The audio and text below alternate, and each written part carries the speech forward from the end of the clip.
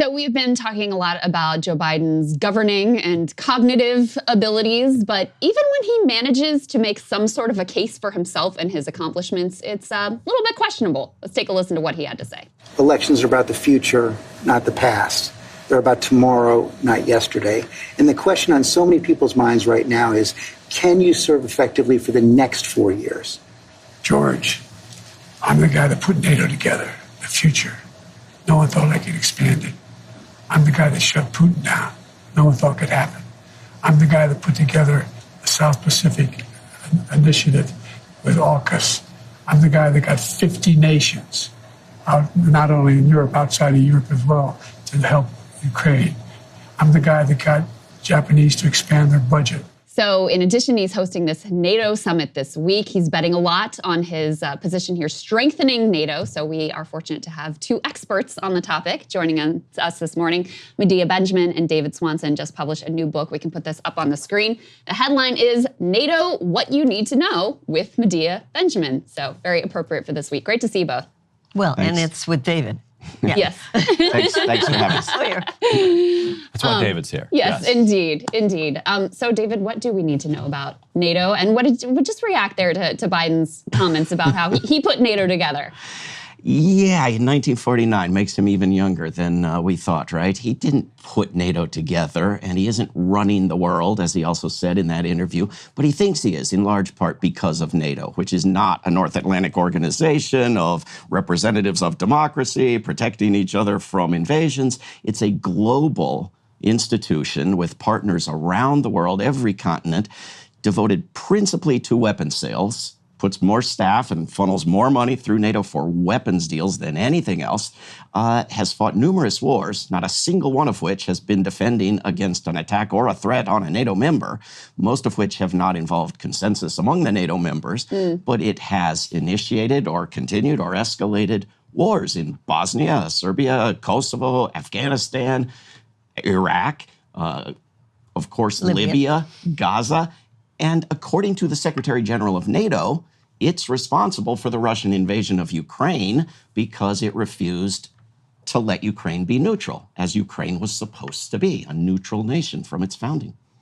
So I think what he was referring to, right, was I put NATO together like when Russia invaded Ukraine, he rallied NATO to kind of push back against that. How would you analyze Biden's relationship to NATO?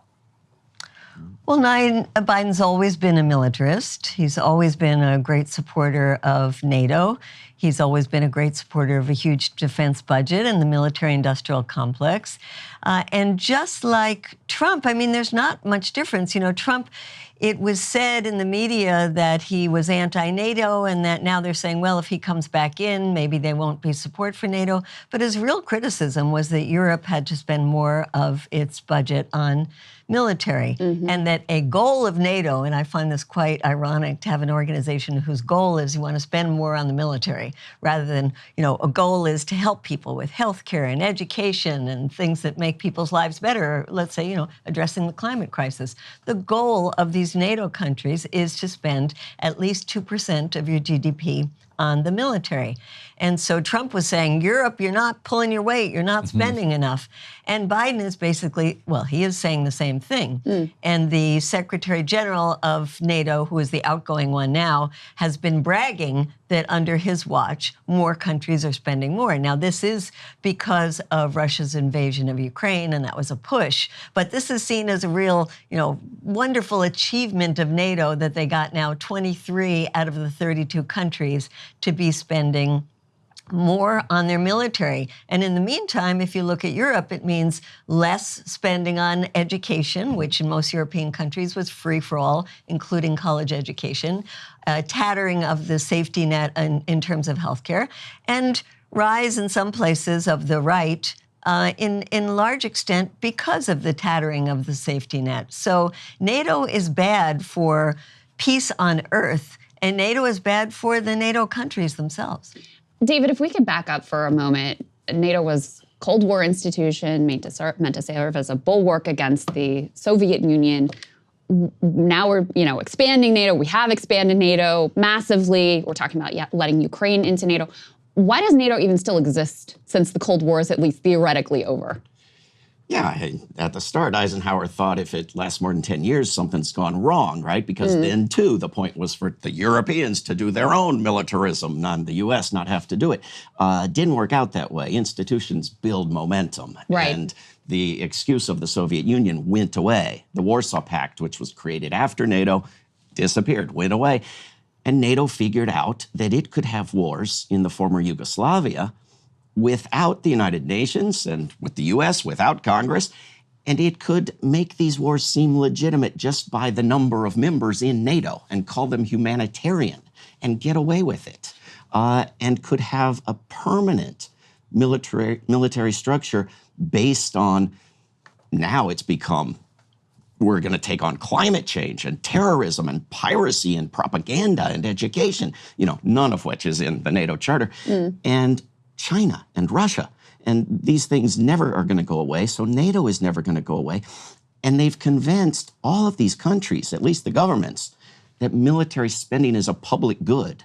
The more money you have, the more you should buy weapons, right? They don't talk about the trillions of dollars anymore. They talk about the percentage of the GDP has to be over 2%. It sounds a lot smaller to say 2% than $1 trillion.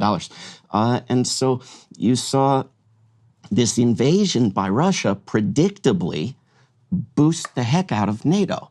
NATO, was just dreaming of this for years.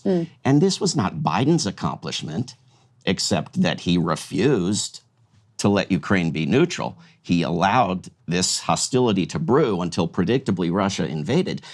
But that's not much of an accomplishment when just abiding by the Constitution of Ukraine or by the Minsk II agreements or by any number of agreements, you could have avoided the invasion.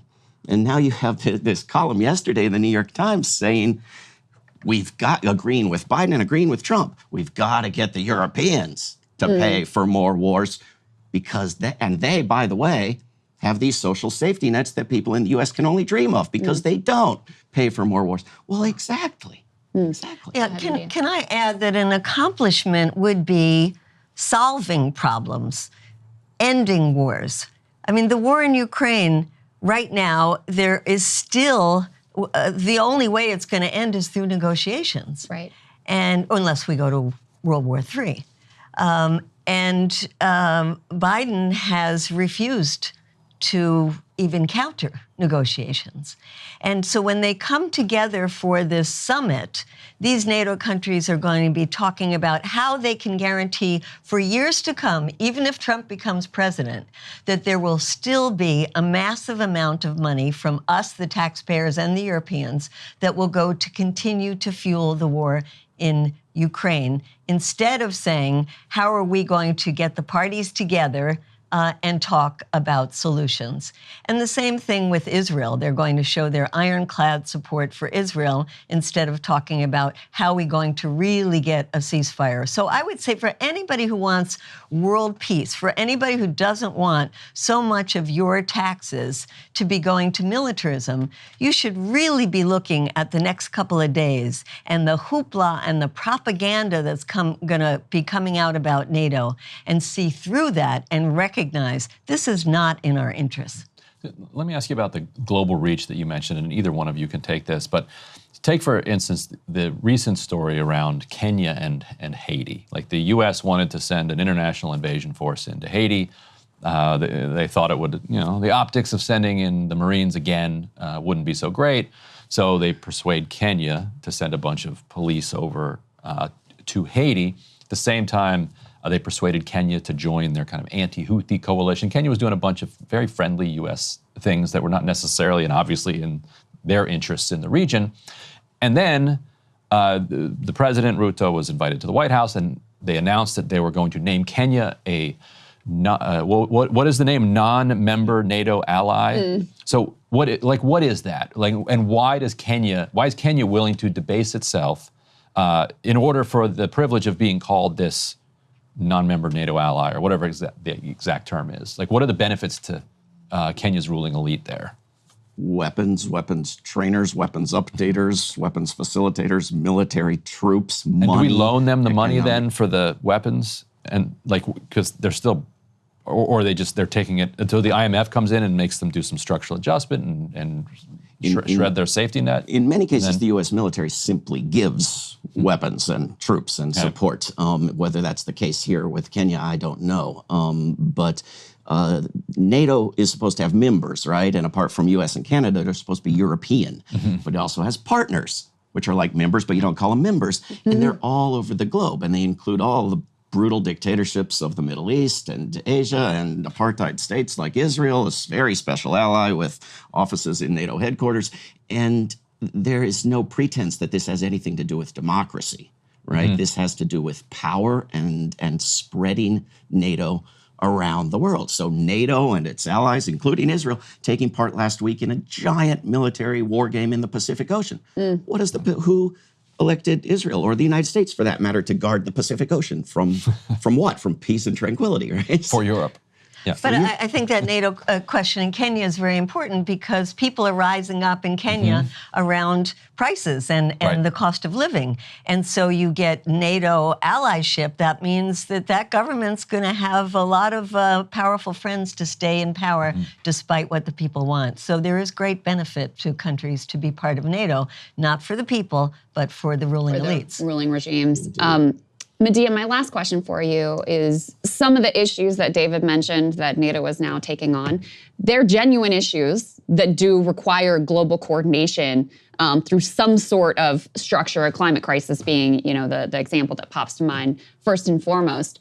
What would an alliance capable of peaceful coordination to tackle real problems that real people around the world are dealing with, what would that look like?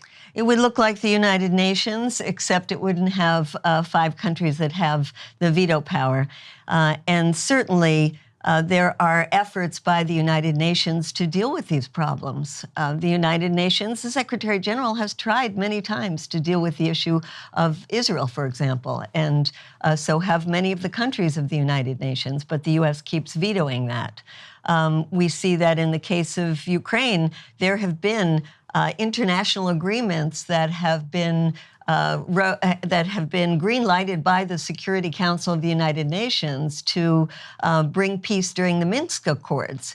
And yet that was violated by the European countries as well as the United States, that instead of going along with the Minsk Accords in 2015, they decided to flood Ukraine with weapons. So if we had a United Nations without the veto power, I think that would be the institution. Well, guys, I read this book while I was away for the 4th of July holiday, because that's just the kind of gal I am. This was my beach read. But I really do recommend it if you're looking for a primer on the vast distance between what you've been told by the Joe Bidens of the world about NATO and the actual reality, what's really in the charter, some of the details about the founding, the wars that they have been involved in and helped to instigate. And I thank both of you for coming today. It's great to see you both. Thank you. And it's digestible. You can actually read it. It is a nice little primer. NATO, what you need to know. And you'll be hearing a lot about NATO in the coming days. A lot of it not true. Absolutely. All right. Thank you both. Thank you. Thank you. Hey, if you like that video, hit the like button or leave a comment below. It really helps get the show to more people. And if you'd like to get the full show ad-free and in your inbox every morning, you can sign up at breakingpoints.com. That's right. Get the full show, help support the future of independent media at breakingpoints.com.